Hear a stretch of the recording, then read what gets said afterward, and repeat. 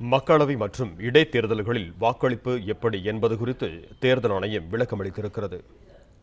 வாக்களிக்கும் தகுதி பெற்றவர்கள், அதற்காக தேர்தல் ஆணையத்திடம் பதிவு செய்தவர்கள் வியாழக்கிழமை அன்று நடைபெறும் தேர்தலில் வாக்களிப்பது எப்படி என்பது குறித்து ஆணையம் விளக்கமளித்துள்ளது. வாக்காளர்கள் வசிக்கும் இடத்திற்கு அருகிலேயே முடிந்தவரை வாக்குச்சாவடிகள் அமைக்கப்பட்டுள்ளதாக தேர்தல் ஆணையம் தெரிவித்துள்ளது. வாக்குச்சாவடிக்கு செல்லும் வாக்காளர்கள் வரிசையில் நின்று வாக்களிக்க அனுமதிக்கப்படுவார்கள். வாக்குச்சாவடிக்குள் செல்லும் வாக்காளர் முதலில் தமது வாக்காளர் அடையாள அட்டை அல்லது ஆணையம் அங்கீகரித்துள்ளபடி பாஸ்போர்ட், ஓட்டுநர் உரிமம் உள்ளிட்ட 11 ஆவணங்களில் ஏதாவது ஒன்றை காட்ட வேண்டும்.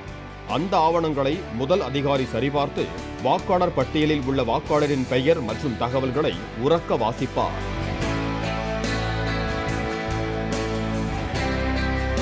வாக்குச்சாவடியில் உள்ள வேட்பாளரின் ஏஜென்ட்டுகள் அதனை தங்கள் கையில் உள்ள வாக்காளர் பட்டியல் மூலம் சரிபார்ப்பார்கள்.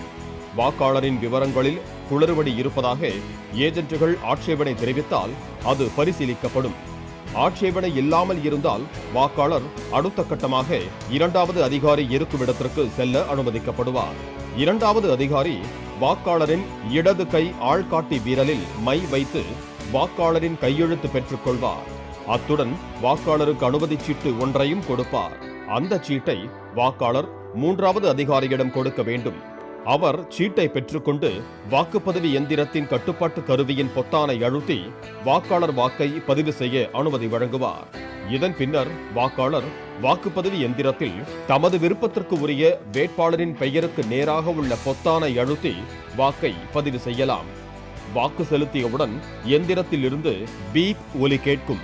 வாக்காளர் யாருக்கு வாக்களித்தார் என்பதை விவிபேட் எந்திரம் மூலம் சரிபார்த்துக் கொள்ளலாம் என்று ஆணையம் கூறியுள்ளது.